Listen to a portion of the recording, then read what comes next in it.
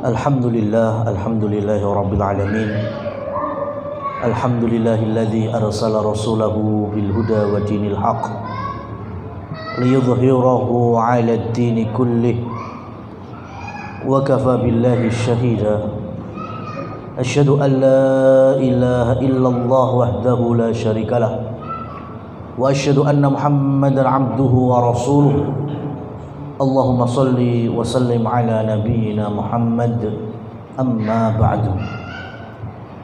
Jamaah kaum muslimin muslimat a'azzani Allah wa iyyakum. Alhamdulillah, segala puji bagi Allah, kita kembali bisa meluangkan waktu di dalam bermajlis ilmu, melanjutkan pembahasan dari kitab rujukan kita Minhajus Salikin. Kita masih berada di Kitabus Shalah atau bab yang terkait dengan salat. Dan akhir dari penjelasan kita masih syurutus shalah, syarat sahnya salat, yaitu ketika kita tahu waktu-waktunya, sehingga sholat tidaklah sah dikerjakan sebelum waktunya. Sebagaimana para ulama menyebutkan bahwa pentingnya kita mempelajari syarat sah dalam setiap amalan, bahkan amalan yang paling penting, kekokohan iman dan keikhlasan agama kita kepada Allah Subhanahu wa taala, yaitu terkait dengan mentauhidkan Allah. Kenapa meski kita kajiannya kajian fikih, kita sudah selesai dari pembahasan kitabut tauhid, tapi pembahasan tauhid terus mengawal dari pembahasan kita di luar itu. Meskipun pembahasannya sholat, meskipun pembahasannya puasa, meskipun haji, meskipun jihad sekalipun, tetap pembahasan tauhid itu yang melandasi ilmu kita. Syarat sahnya sholat yang sudah kita ambil selain waktu, yaitu bersuci. Kita sholat tanpa wudhu, percuma sholat kita. Sepakat ya? Dan terus jenengan sholat terus kena pirang tahun mamanya, anggap sasi iki wae lah. Ya, kita udah berada di tanggal berapa Januari ini? 16 ya Pak ya? Hah? 19 malah. Kemunduran.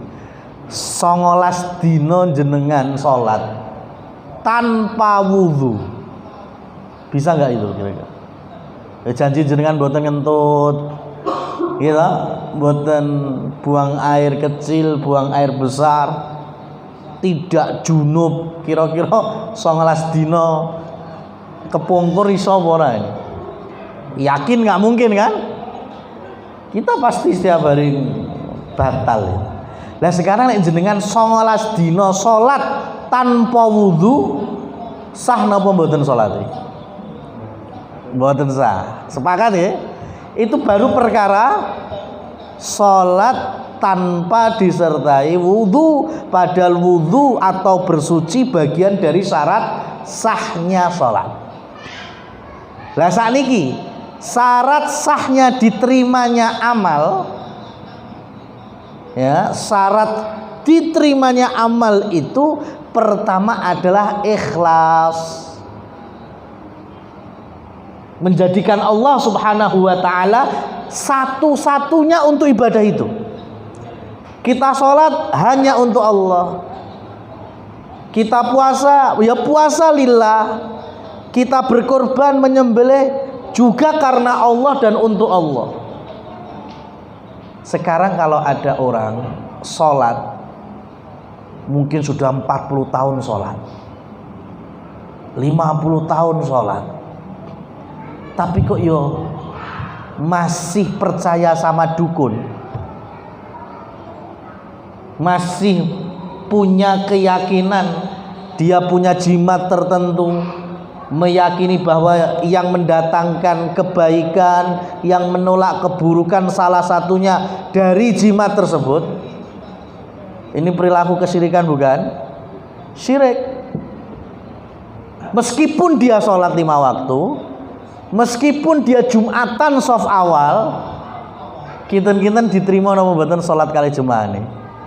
Ditampi atau tidak? Ayo. Ini tadi kan gambarannya mudah. Jenengan sholat tanpa wudhu jare gak sah, batal. Nggih napa mboten?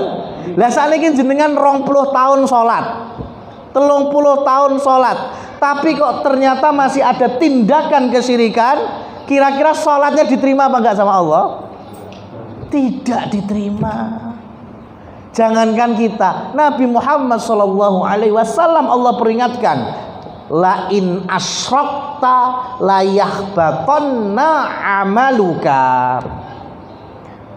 Muhammad, lek cen awakmu nindakne perkara syirik, Nabi Muhammad yang syirik.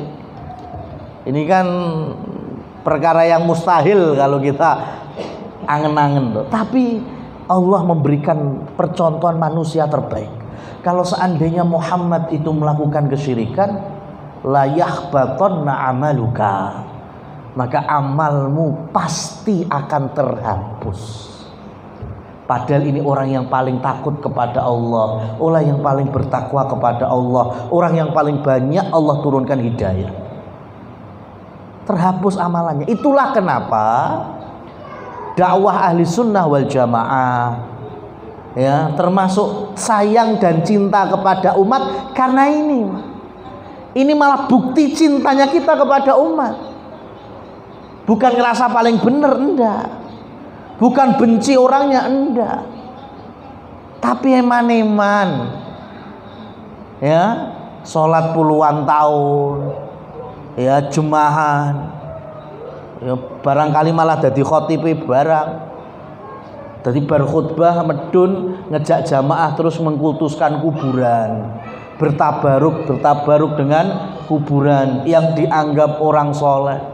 Eman-eman, ya, karena itu tadi sholat kita yang kita kerjakan haba'am manthura, ibarat debu yang bertebangan, nggak ada nilainya. Bukan kemudian kita merendahkan sholatnya, enggak. Sholat tetap penting, tapi dilandasi dengan ikhlas, keimanan, tauhid yang benar. Nah, itu diantara syarat diterimanya amal.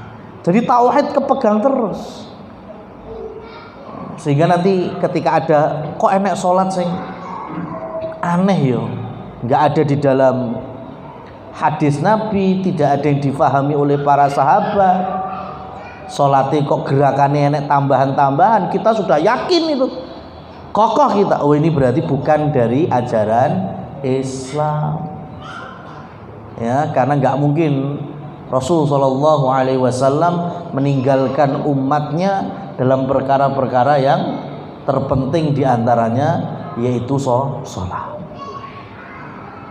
Nah, jemaah yang dirahmati oleh Allah Subhanahu wa Ta'ala, kita lanjutkan poin yang ke-61. Wa man fatathu salat, wa man fatathu salatan wajib alaihi qada'uha fauran wa murattaba.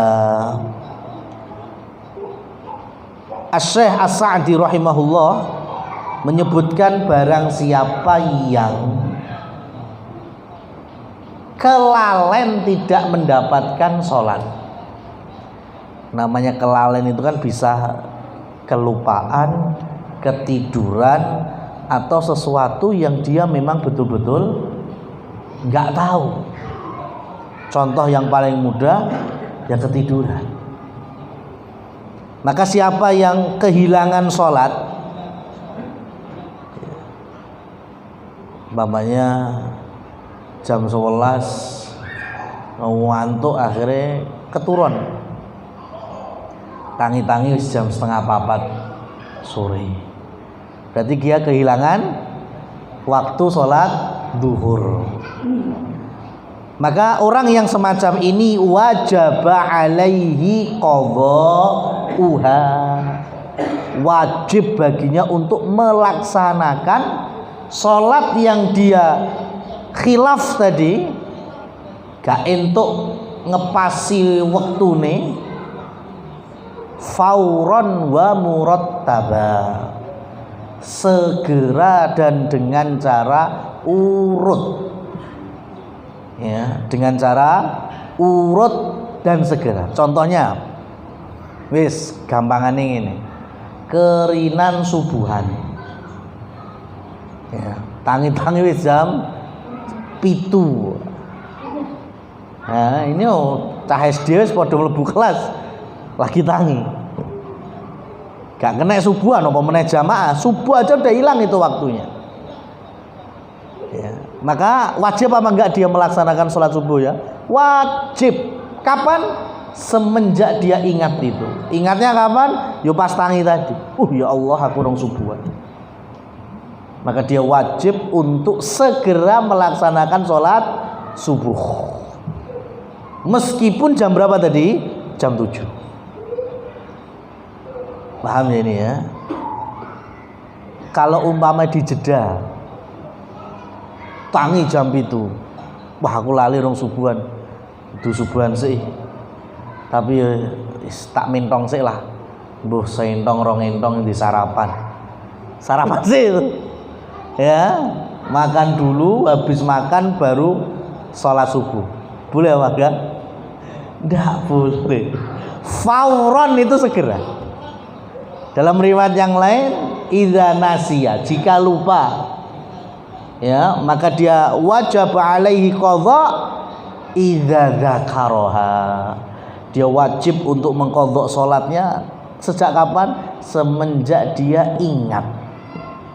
Nah, ingatnya kapan? Kalau orang ketiduran kan pas baru bangun itu. Kecuali wis tangi gek sik lali ora rumangsa sudah subuhan rasane.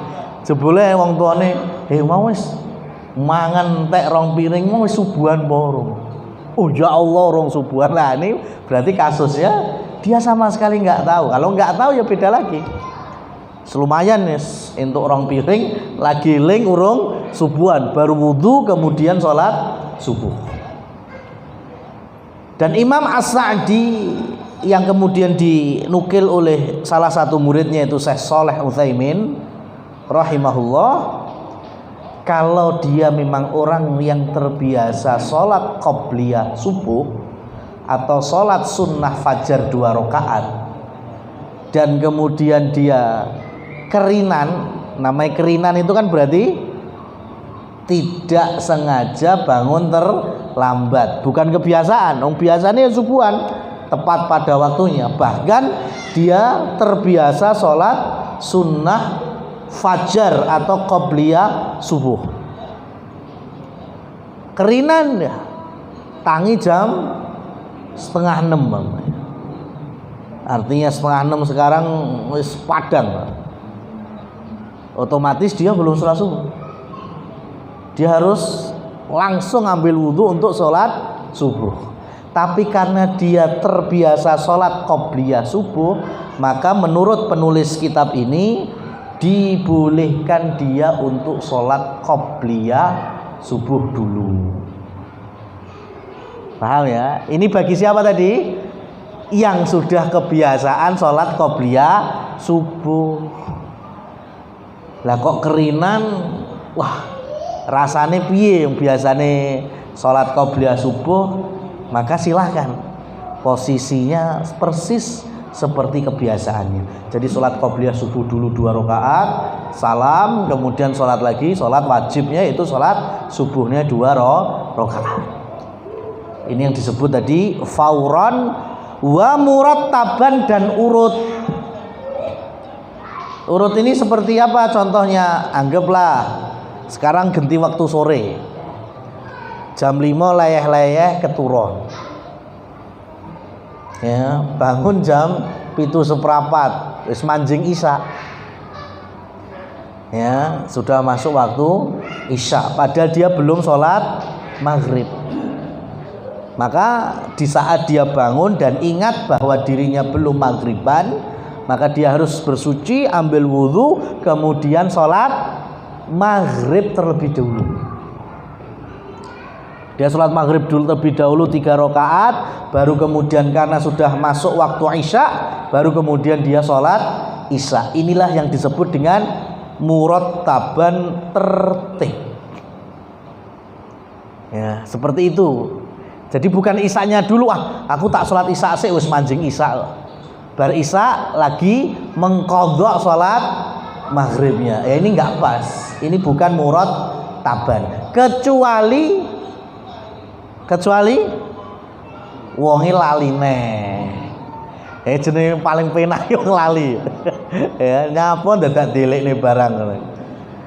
Dia tangi wis jam 7. Ya 7:15 wis krungu qomat. Ya, langsung jegagi sholat isya. Kemudian sampai selesai itu, isya sudah selesai itu. Kemudian diingatkan, kowe mau perasaan jam 5 tangi, jam 5 turu, terus gek tangi ujug-ujug sholat, apa wis maghriban? Oh iya ya, aku orang maghriban nih. Nah, ini beda. Dia sudah selesai isya dan dia betul-betul lupa, nggak inget kalau belum maghrib. Maka kondisi seperti ini, dia sudah selesai sholat isya, baru kemudian sholat maghrib, ini tidak apa-apa, karena kasusnya tadi apa? Lali, kelalen, belum diingatkan. Tapi kalau ingat, maka kembali ke kaidah awalnya, murattaban, tertib, nggak boleh dicelong-celongi.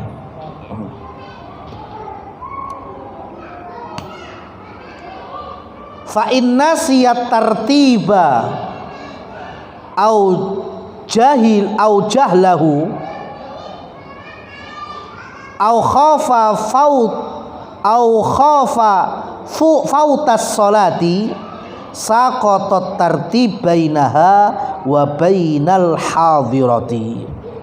Nah, ini sudah kita jelaskan.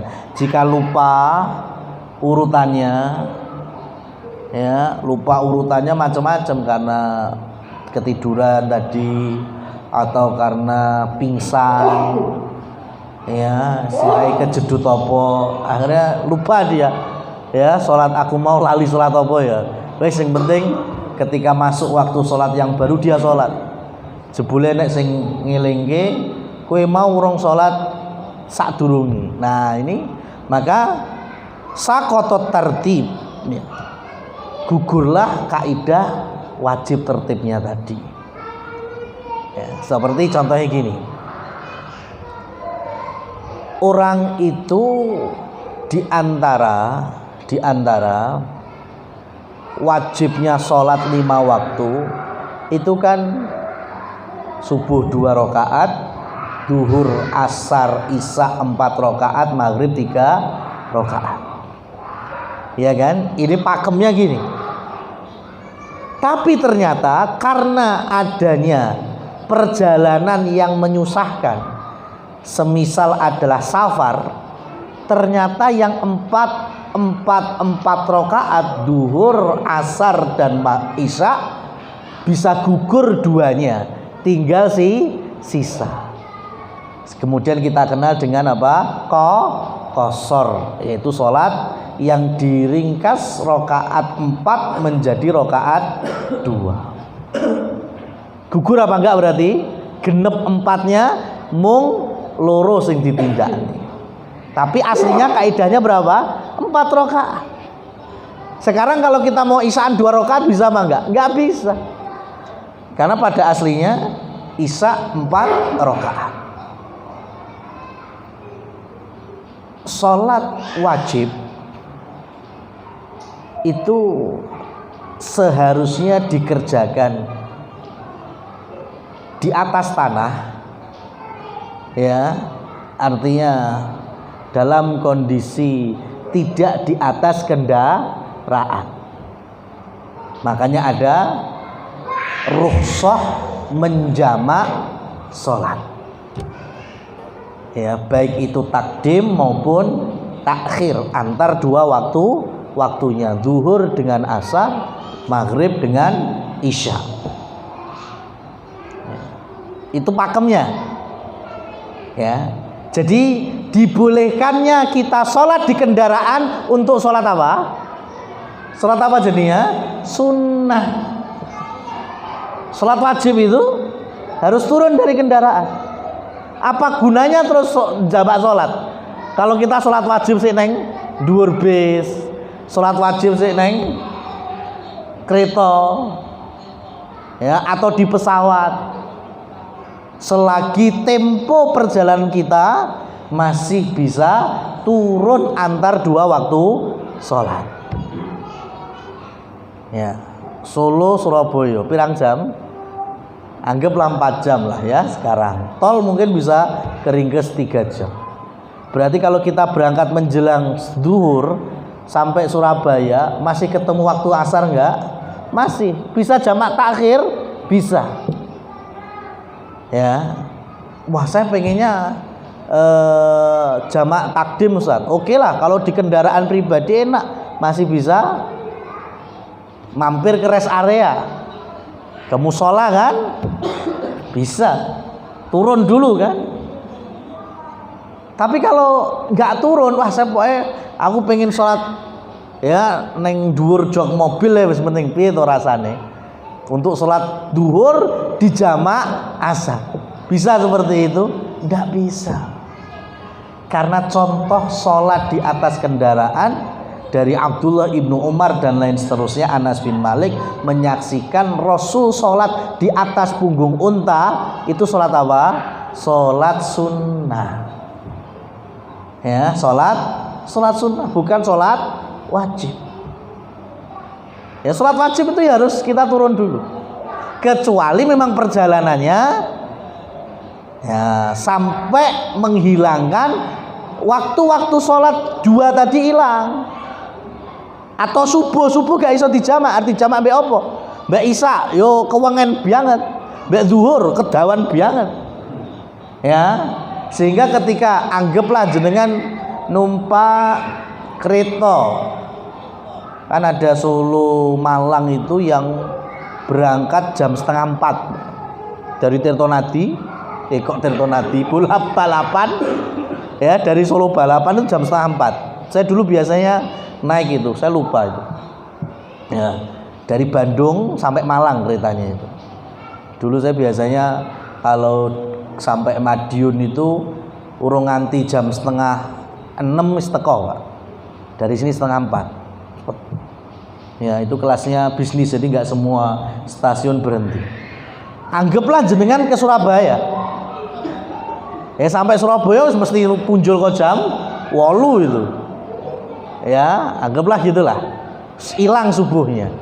Berarti boleh nggak sholat di atas sepur? Boleh, karena kalau nggak sholat di atas sepur mau di mana? Turun, wis sudah terlalu hilang waktu sholat subuh. Dan sholat subuh nggak bisa dijamak dengan sholat yang lainnya. Di pesawat juga, jenengan pamannya ke Amerika, di atas pesawat itu 20 jam pamannya. Nah itu kan nggak bisa nunggu duhur asar sampai di Amerika, ya duhur asar maghrib isya lagi teko itu. Nah itu boleh kita melaksanakan sholat duhur, sholat asar, ya, itu di atas pesawat. Nah maghrib isyanya nanti ketika turun, kan udah masih masuk waktu isya, maka maghrib dijamak takhir dengan isya. Jadi seperti itu konsep aslinya kita sholat di atas kendaraan. Yang pertama tadi sholat apa yang kita lakukan? Sholat sunnah. Sehingga karena ini sholatnya sholat sunnah, lebih fleksibel. Sholat itu kan harus berdiri aslinya, ya kan, harus berdiri. Kecuali sakit, baru boleh duduk, baru boleh berbaring, miring, atau seterusnya, nanti ada pembahasannya. Berarti aslinya harus berdiri. Karena sholat sunnah duduk nggak masalah.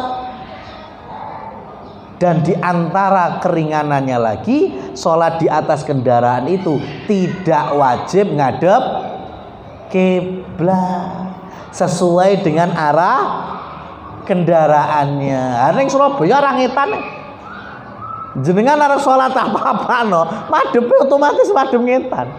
Padahal kiblat kita ngulon. Dan di antara syarat sahnya sholat adalah menghadap kiblat, istiqbalul kiblat. Nah, itulah kenapa kita lebih memfokuskan kalau sholat wajib di mana? Di tempat kita turun. Selagi masih bisa menjamak antar dua sholat, bukan di atas kendaraan. Supaya kita bisa masuk semua syarat sahnya sholat. Kalau sholat sunnah silahkan, lebih fleksibel memang. Nah, gugur tadi, yang harusnya kudu ngadep kiblat, tapi karena di atas kendaraan dan itu sholat sunnah, maka orang ngadep kiblat ritek ora apa-apa. Yang namanya sholatnya juga sholat sunnah, cari fadilah, cari keutamaan dan lain seterusnya. Wa min syurutiha, dan di antara syarat sahnya sholat yang lainnya adalah sitrul aurati bi tsaubin mubahin, menutup aurat dengan baju yang mubah, ya. Menutup aurat dengan baju atau pakaian yang mubah. Ini menurut Imam As-Sa'di. Lah memang ada pakaian yang haram. Bagi laki-laki ada, bagi perempuan ya ada. Kalau nggak nutup aurat berarti belum berpakaian. Contohnya apa? Makai baju atau makai sarung sutra, bagi laki-laki diharamkan. Maka menurut Imam As-Sa'di, kalau ada laki-laki sholat kok klambine sutra, sah apa enggak sholat ya? Tidak sah. Menurut beliau enggak sah sholat. Kenapa? Karena syarat sahnya sholat yaitu sitrul aurah, menutup aurat dengan pakaian yang mubah. Dan sutra bagian dari pakaian yang diharamkan bagi umatnya Nabi Muhammad yang laki-laki, termasuk kita ini laki-laki, ya. Jadi kalau sarungnya sutra atau hemnya, baju kokonya atau apanya sutra, malah nggak boleh dipakai, haram untuk hari ini selagi kita di dunia mengenakan sutra.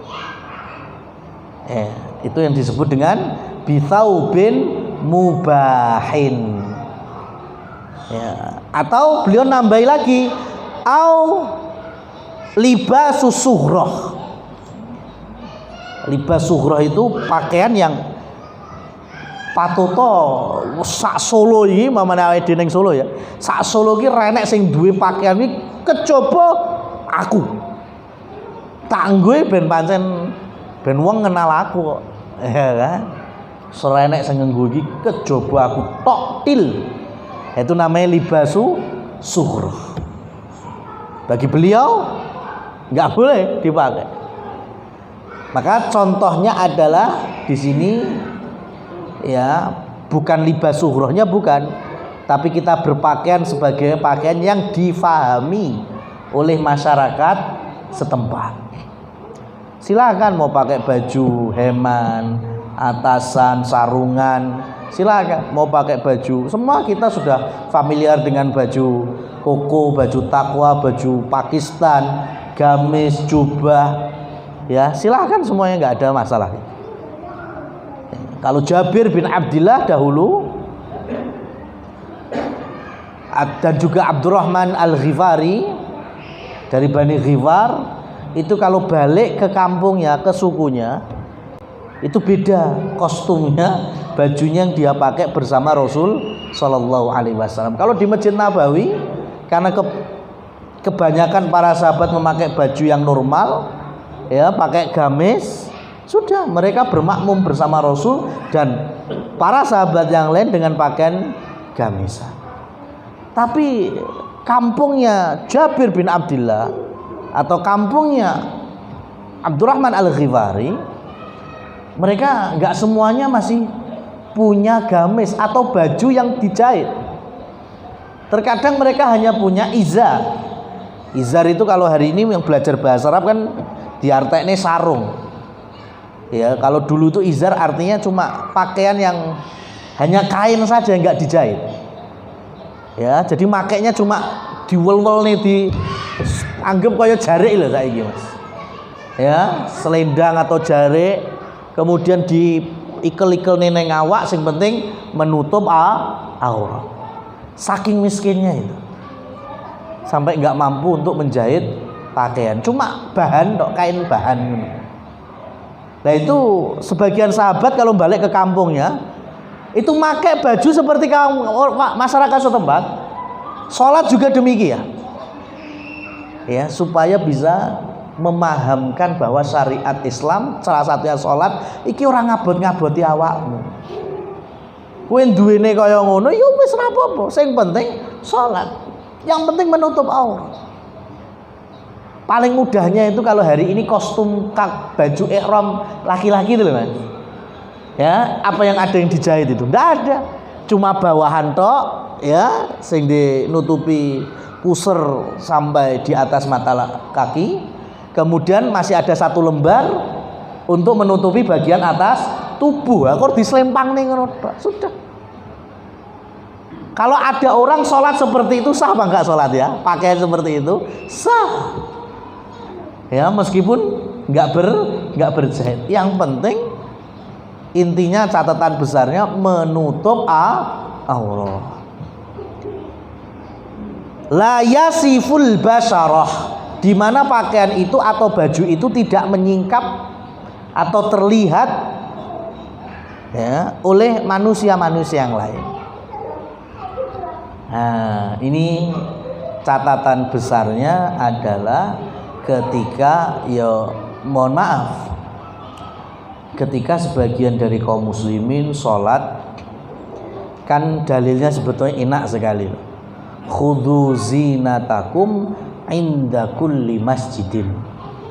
Ambillah pakaianmu, ya, perhiasan di sini maksudnya pakaian namanya perhiasan itu berarti yang bagus kan, yang indah, bukan mesti terbaik, bukan mesti terbaru, yang penting yang bagus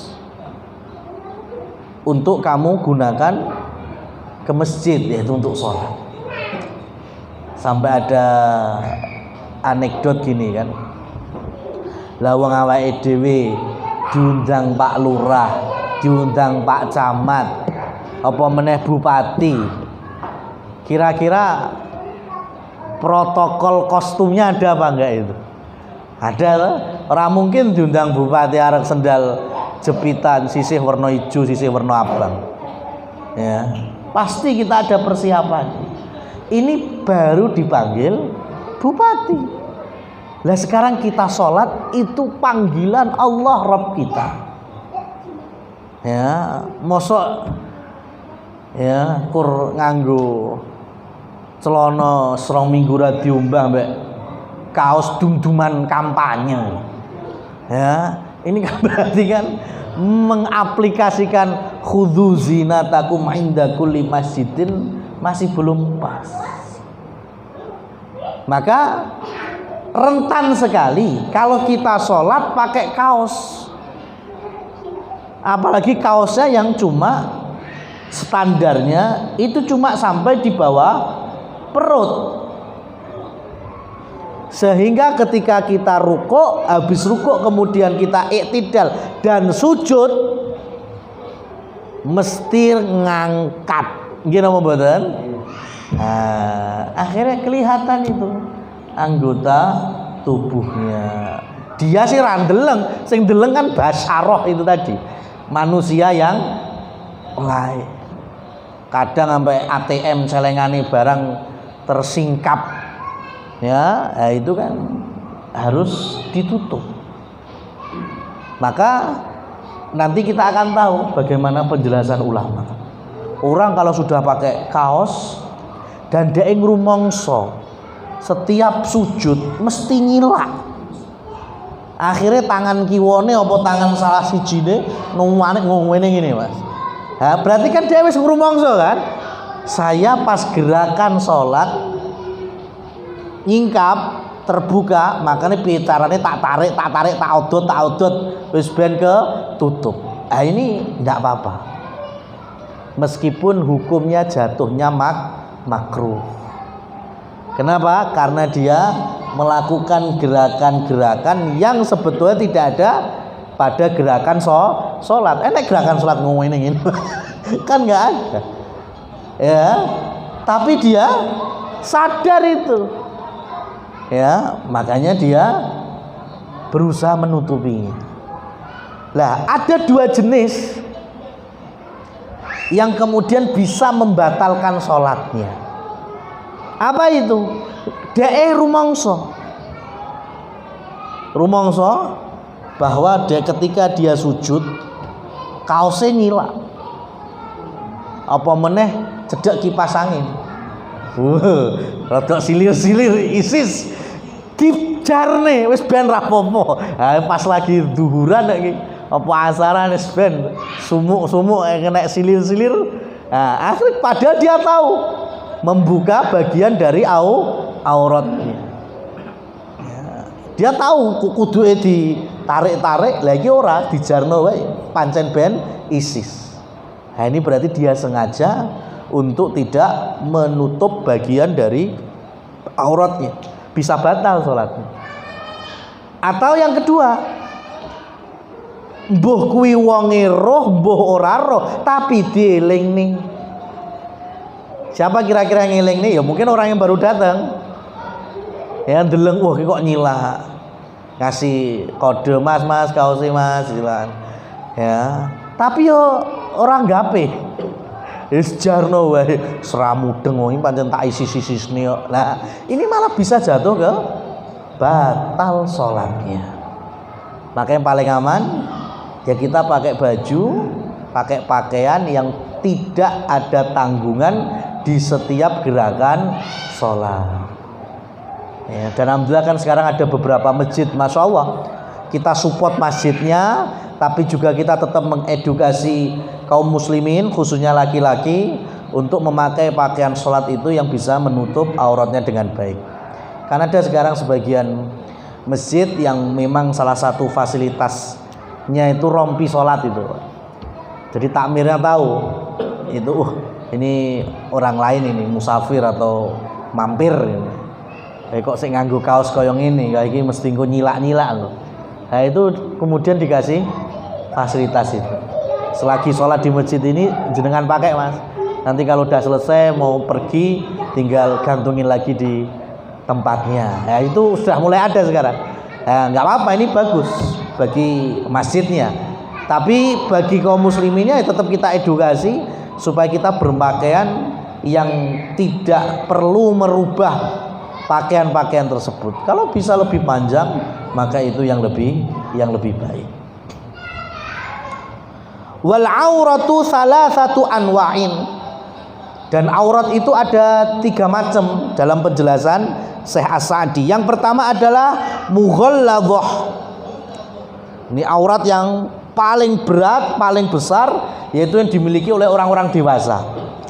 Wahia auratul mar'ah al-hurrah al-balighah fajami'u badaniha auratun fis salati illa wajhiha, ya, illa wajhuha. Yang pertama adalah auratnya perempuan yang merdeka, bukan budak, dan sudah balik, ya, dalam salat. Maka fajami'u badaniha, seluruh badannya adalah auratun fis shalah, kecuali wajah. Bahkan di soft perempuan, selagi softnya itu terjaga dari pandangan laki-laki, ya, pandangan umum, ya, aman kehormatannya, ya, tidak ada fitnah antar lawan jenis, maka perempuan itu pada aslinya sholat nggak boleh tertutup wajahnya. Artinya yang pakai cadar sekalipun harus dibuka. Ya, dalam catatan ketika soft mereka aman dari semua fitnah umumnya manusia. Tapi kalau ternyata softnya perempuan nggak ada soft khusus, ya, ada sater, ada paling kuryo setengah hawa, ya, seiso wirawiri mlebu bledang laki-laki dan lain seterusnya. Nah, ini pengecualian, ya, untuk kehormatan dirinya dan keluarganya, suaminya, walinya dan seterusnya, maka tidak melepas niqab cadar saat itu ya tidak apa-apa. Tapi kalau masjidnya aman dari tempat wudhunya, toiletnya, kalau umpamanya beda lantai, beda tangga, masya Allah, sudah jelas, ya, itu maka bagi jamaah muslimat hendaknya tidak menutup wajah. Nah, ini yang pertama aurat bagi perempuan yaitu yang mughalladhah. Sekarang yang mukhaffafah, ya, yang lebih ringan, wahia auratu bni sab'u sinin ila ashrin wahiyal farjan. Nah, ini auratnya bagi anak-anak laki-laki yang usianya 7 sampai 10 tahun. Auratnya cuma alat kelaminnya saja, ya, antara depan sama belakang, sudah. Berarti dalam kasus ini umpama jenenge nglatih anak 7 tahun itu kan belum balik gitu. Umpama terus dijak salat kurpem pesan tok. Kan gitu kan? Nah, itu ada auratnya apa enggak? Bebas sudah, awak ini enggak aurat bagi mereka menurut Imam As-Sa'di. Ya, sholat aja itu kan pahalanya masih diperuntukkan ke orang tuanya yang ngajari sholat. Nah, 10 tahun barangkali sudah balik, barangkali ada. Terus akhirnya insya Allah 10 tahun kan ya wis duwe izin ya. Orang mungkin ngono tok. Sekarang gini aja. Contohnya yaitu ketika mereka sholat nganggo singlet atau enggak singletan lah, anggap pundaknya terbuka, enggak tertutup. Ya, maka di sini kalau menurut pendapat jumhur sebagaimana Imam As-Sa'di ini boleh apa enggak? Jawabannya boleh. Ya, boleh karena tadi bukan bagian dari auratnya. Cuma sekarang oleh tapi ojo dilakoni gitu loh ya. Oleh tapi ojo dilakoni. Takutnya nanti menjadi kebiasaan terbiasa. Itu yang tadi yang mukhaffafah. Sekarang yang mutawassithah, wahia auratun man adahum minas surrati ilar raqbah. Ya, dan yang ketiga adalah yang pertengahan. Bukan perempuan, bukan laki-laki antara 7 sampai 10 tahun, itu termasuk kita ini. Ya, auratnya mulai dari surrah pusar sampai mana? Sampai raqbah. Ya, raqabah itu ya bawah paha ini, dengkul ini. Ya, itu aurat kita. Berarti kalau ada orang nggak punya pakaian dan kita nggak mampu membelikannya, betul-betul awake dhewe roe kur sarungan tok, yes, dituwarik sampai dodo lagi di sarungke, orang duwe klambi liyane ngisore ya kur dengkul, menutupi dengkul tok, kemudian sholat, ya, Sah apa enggak sholatnya? Sah. Karena memang dia ada di posisi itu. Kecuali kalau kita mampu, lah enggak apa-apa kita bawakan baju atau belikan baju, lah itu lebih baik lagi. Ya, jadi apa yang disampaikan oleh penulis di sini itu batas paling terendah. Bukan berarti kemudian kita praktekkan terus sarungan tok orang nganggo klambi, jangan. Itu kalau di suatu situasi memang kita tidak punya sama sekali pakaian.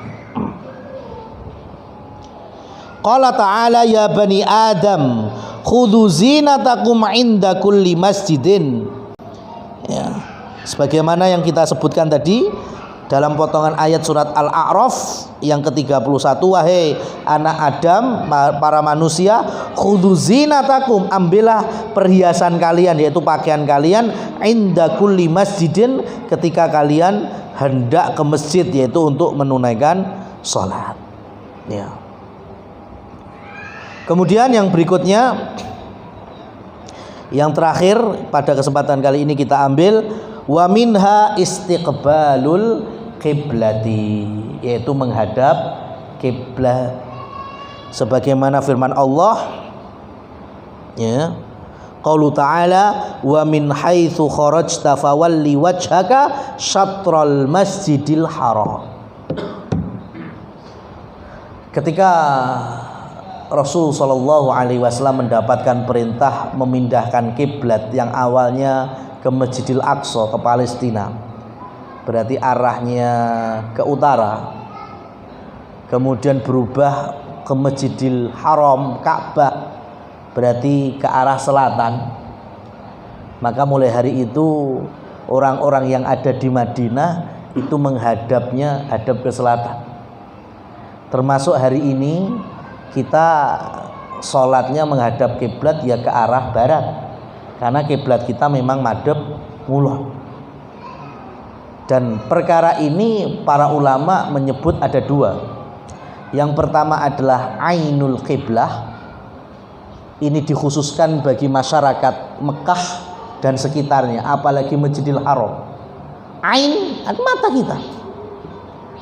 Ya, ainul qiblah artinya kiblat itu betul-betul ada di hadapan kita selagi di sekitar Masjidil Haram atau Mekah secara umum. Ya, patuto buka lawang omah kono Masjidil Haram, ngerti posisi Ka'bahnya. Maka orang-orang semacam ini tidak boleh bergeser sedikit pun dari kiblat. Ya.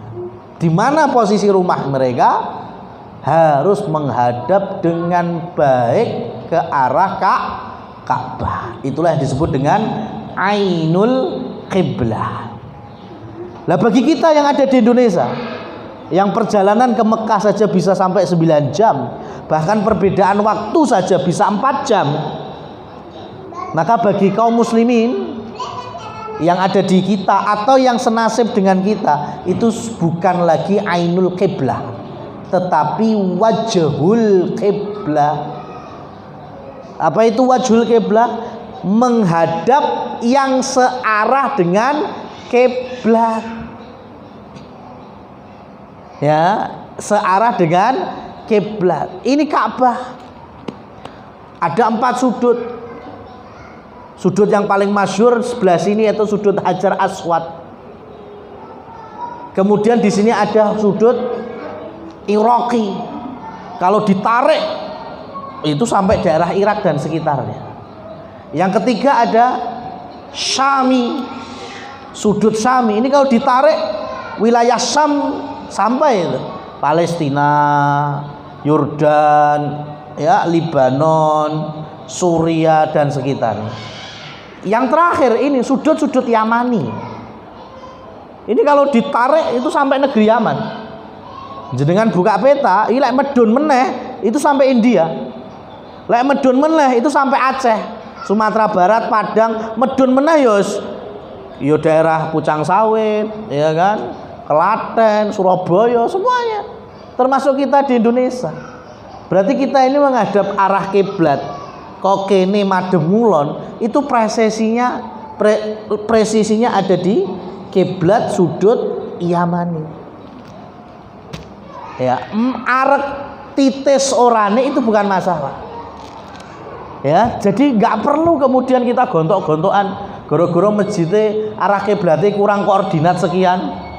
Ya, akhirnya piye ngambruk nih wae masjidnya, wis bangun ulang. Lah nek danane ora ya urung donasi, yo sampai saya kira dadi. Donasi ra terkumpul. Gara-gara perkara titik koordinat kiblat kurang presisi. Enggak seperti itu. Kita ini di mana? Wajul kiblat itu yang penting adem ngulon. Ya. Ini juga nasihat bagi adik-adik yang ngajar, adik-adik TPA, itu juga harus bijak. Ya. Saya itu pernah dulu datangi guru sepupu bocah kelas 2 SD, Pak. Pas ujian enek soal ngene, Pak. Bentuk sebuah topi adalah titik-titik. Sepupu kula jawabnya bulat. Jebule disalahne gurune. Kunci jawabane bundar. Oh kula tekani. Ki kelas loro SD ngerti kondi bedane bulat sama bundar. Jenengan bawon coba terangne teng kula. Ya kan? Apa bedane bulat sama bundar? Monggo ayo bingung. Iki wong sing mempelajari bangun ruang ya mungkin bisa. Lah cah kelas loro SD lho.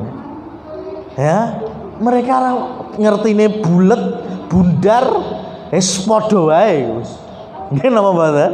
Harus bijak makanya. Termasuk dalam soal yang sama, sejenis. Kaum muslimin sholat menghadap titik-titik. Mesti kunci jawabannya menghadap kiblat. Tapi lah umpamane lari-lari jawab ngulon atau barat, jenengan benernya apa salah nih? Ayo sakniki. Ya, jenengan salah nih. Enggak bisa mereka ngerti nih. Wae sholat ngadem nih ngulon. Iya karena kiblatnya usia mereka tahunnya madhep ngulon. Jadi kita harus bijak.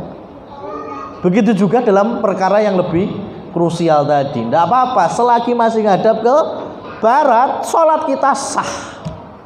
Tapi lek dadi ngalor, ngidul apa meneh ngetan, lah itu baru nggak sah. Maka yang lebih mengkhawatirkan itu dulur-dulur sing biyen diangkut VOC, Londo, ya sana tanam paksa daerah Suriname itu, mbah-mbah awake dhewe mbiyen.